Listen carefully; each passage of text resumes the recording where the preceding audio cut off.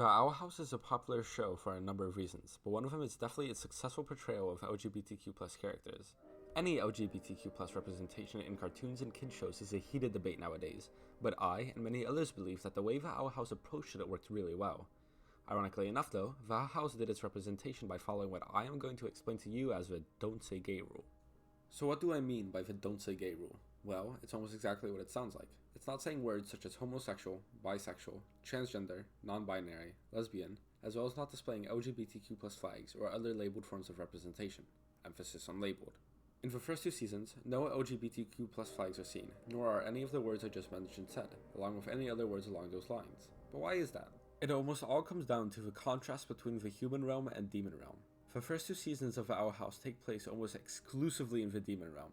Here we see a multitude of queer characters, such as Rain Whispers, some cameos, and of course, Lumity. In the demon realm, Luce and Amity never had to ask one another if they were lesbian, nor was it shown as a concern one of the two characters had when crushing on each other. Rain Whispers was never misgendered, nor had to explain what their pronouns were to someone who didn't understand what it's like to have a different gender identity than the sex given at birth. The point is, anything LGBTQ+ is considered 100% normal in the demon realm. No flags or labels are needed. Now let's look at the start of Season 3, when we are back in the human realm.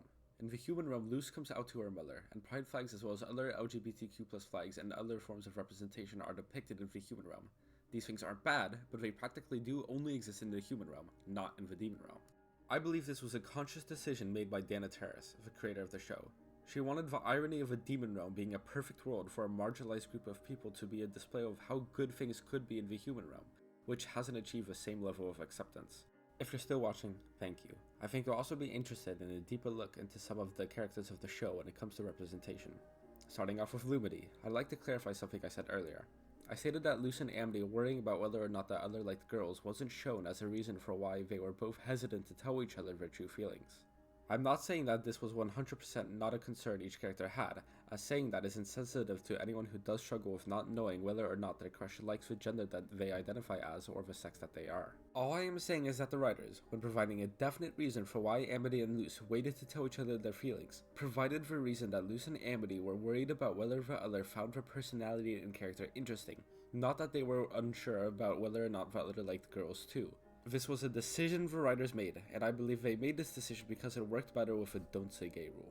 Had the writers chosen Luce and or Amity to be concerned about whether or not the other liked girls, it could be interpreted as the characters not wanting to confess unless they know for sure that the other likes girls too. While portraying this concern isn't wrong, in fact it's pretty realistic for many people today, it doesn't fit with displaying the demon realm as a perfect world for LGBTQ+ people. The reason being is that either Luce or Amity not wanting to confess unless the other also likes girls indicates that there is a risk of consequences specifically for the reason of liking girls as a girl and asking your crush out, when that's not supposed to be the case in a perfect world. An example of a consequence would be getting outed by your crush, then all the dangers associated with getting outed depending on the environment you live in, which many people struggle with. Instead, these two characters being worried about whether or not their crush likes them for who they are makes a lot more sense, because it's more personal and proves that in a perfect world regarding the LGBTQ+ space, anyone can ask anyone out without any possible restrictions and risks of consequences that could result from labels and an unaccepting societal culture. With that clarification out of the way, I have a claim regarding Lumity. If either Luce or Amity was a boy, no piece of dialogue would have to be changed besides pronouns. That is how normal the relationship is. It isn't stereotypically lesbian, whatever that even means, or stereotypically something else. It's just two people that fell in love with each other. Nothing would have to be changed if Lumity was a straight couple, because the show didn't change anything about their romance just for being gay. I cannot emphasize how important this is for LGBTQ+ representation. It helps forward the argument that there isn't anything weird about two queer people liking each other, that the love of a queer couple is just the same as the love of a straight couple. This can help make the LGBTQ+ group be more accepted by society as a whole, as it gives the people of society something that they are already familiar with, being love at its truest form. Not different love, just love. This argument of normality applies to another character, being Rain Whispers. Now I'm gonna keep it a buck with you. I did not know they were non-binary at first. It wasn't until the first few times that I realized that the other characters were using they/them pronouns when referring to Rain, and I then decided to check the subtitles.